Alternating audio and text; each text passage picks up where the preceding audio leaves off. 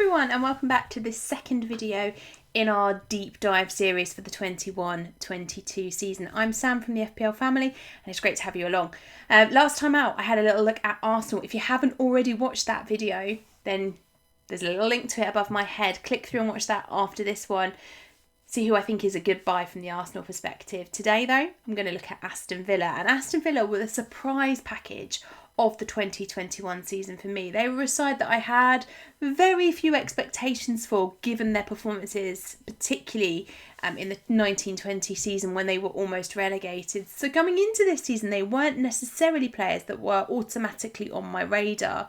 Although, of course, they massively proved me wrong. And Martinez looking like the signing of the season, or at least one of the signings of the season last year. The difference that he made to that Aston Villa side was absolutely phenomenal. More about him, of course, later.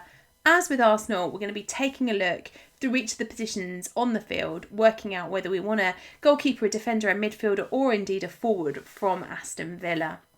So let's start, as we did with Arsenal, by having a little look at the heat maps. These, as always, are supplied by the wonderful people at Fantasy Football Scout.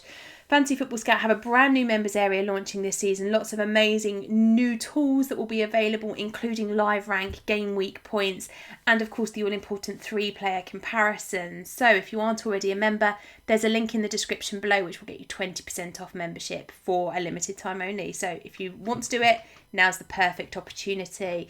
These heat maps that I have displayed, the one closest to me with the yellow dot shows all of the goals Aston Villa scored last season. There are 55 of them on there, and the one next to it shows those goals again, but also with the assists. We had 38 normal assists plus an additional 13 fantasy assists. So exactly the same as Arsenal in terms of goals and assists. But whilst Arsenal only managed to score 5 goals from outside the box, you'll notice from the graph that actually Aston Villa did a lot better than that. They managed 11 from outside the box. And of course, that ability to score more goals from outside the box opens up more opportunities for us as FPL managers to invest in those players who aren't afraid to take a shot from outside the box. But it was defensively for me that Aston Villa really stood out last season. 3rd overall in the league for clean sheets, only beaten by Chelsea, who were phenomenal defensively under Tuchel towards the back end of the season. And of course Manchester City, who just had a brilliant season when it comes... Well, they just had a brilliant season, didn't they? And we'll talk about them, of course, in more detail when we get to their deep dive video.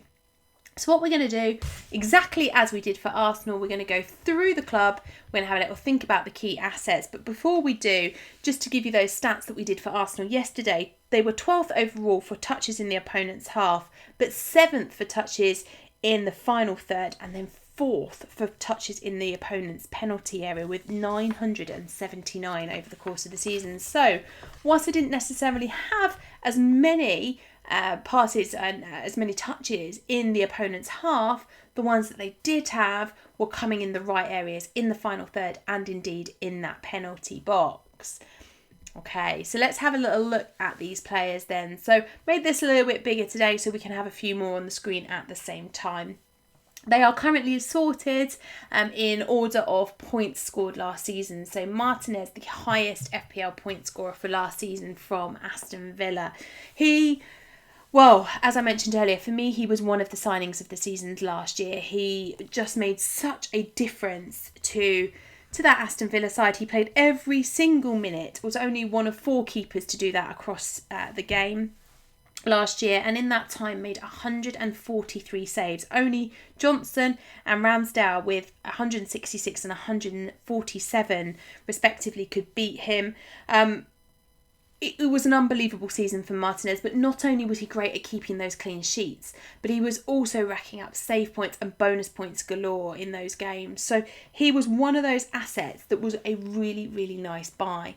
But this season, he's going to cost you that much more money. And as I spoke about, and I've spoken about a few times on both my draft video and on the Arsenal video, there is a big question mark as to whether it's worth investing that additional FPL pounds that you're going to have to spend on him over those slightly cheaper 4.5 million goalkeepers that you could have available to you. If we see Martinez go through pre-season in the same way that we did last year, and if we see him go into this season continuing to rack up those save points and continuing therefore to pick up bonus points, then I still don't think he's a goalkeeper that we should write out because of what we have seen him do during the course of this season. That also then leads us in to talk about their defenders. So you can see a number of them on screen at the moment. We've got Target there. We've got Mings there. They had an absolutely fantastic season this year. Target managed 16 clean sheets, even though Aston Villa only got 15 themselves, because of course he went off early in one of those games, which of course is always a real bonus for your defenders when that happens. Won't happen all the time though, will it? Target also managed 4 assists over the course of the season, but that wasn't the only defender from Aston Villa who was racking up those additional points for attacking returns. We also had Mings with 2 assists and 2 goals last season. We had Cash with 2 assists, Howes with 1 goal, and Konza with 2 goals. So there was rapid and quite regular towards the end of the season as well, goals and assists from those Aston Villa defenders. And when you're talking about the price point that they are, the upside that they have created for themselves with Martinez behind and the potential therefore for clean sheets makes them really nice options. Now going into the 21-22 season, I still think that owning somebody from that Aston Villa defensive unit could be a really wise move. There are some really, really nice picks there, and we've seen some of them performing really well at the Euros also. For me, Mings is one that I'm keeping a close eye on. I think he's got real potential, and 2 goals and 2 assists last season alongside those clean sheet points makes him look like a really, really nice option. But it's actually Ollie Watkins who is really impressive for me. Let's move him right up to the top. He was one that was linked with Spurs early on before the start of last season, and my goodness, wish he'd have come to us. Didn't want to be Kane's understudy, and I can completely understand that. Watkins was phenomenal. He was their top goal scorer across the season with 14, nearly matched by some of the others. El Ghazi got 10, Traore with 7, and Jack Grealish with 6. But of course, Grealish was injured for a large percentage of the season. Grealish was top for assists with 12, but it was Watkins who came in second with 9. So when you're talking about points for forwards, it was unbelievable what Watkins did last season. 14 goals, 9 assists. I really think that at the price point that you've got to pay for him this season, 7.5 million, he is worth every single penny of that for me. And obviously there's a big conversation at the moment about Jack Grealish and his future at Aston Villa.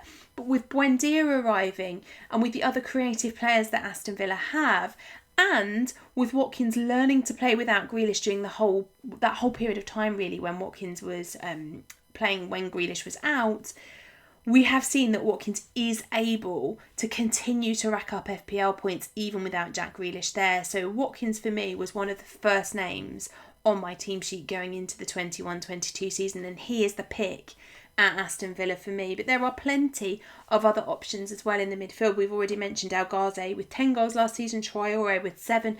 Buendia arriving at the club with his record in the Championship could make for a really, really nice, interesting, cheap option in the midfield. Last season they were averaging a chance every 7 minutes. That was only bettered by the top 4 and Leeds. So that is something which I can continue to see happening over the course of the season, and therefore investing in Aston Villa going forward makes a lot of sense.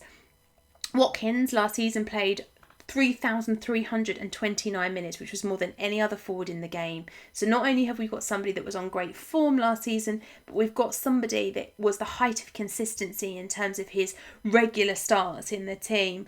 They also had 520 attempts on goal last season, which was the 6th best across the league. There are plenty of opportunities there for really, really good things next season. And as I mentioned earlier, those 11 goals from outside the box was the tied 4th best number in the league. So going with the likes of Watkins, Buendia, obviously Jack Grealish if he's still there, but other players such as John McGinn, Traore, El Ghazi, as we start to see who's going to get those regular starts in Dean Smith's side for the 21-22 season, means that going with Aston Villa players feels like a really sensible idea. I'm not sure you're going Martinez this year, just simply because of the price difference and the way that we have some really nice cheap 4.5 options. But going in with one of those defenders feels like a nice idea, and certainly starting with Ollie Watkins up top, or if you don't fancy going with Watkins up top, somebody like Buendia in midfield could be a really, really good idea, because I think Aston Villa are going to be one of those clubs that we want to invest in given their price tags. Okay, that's it for me with Aston Villa. I'll be back next time with another deep dive looking at one of our other Premier League sides. If you haven't already caught up with the fixtures videos, with our first draft videos, I'll link some of them. Don't forget to hit that like and subscribe button before you go. I really do appreciate it. Thanks, guys.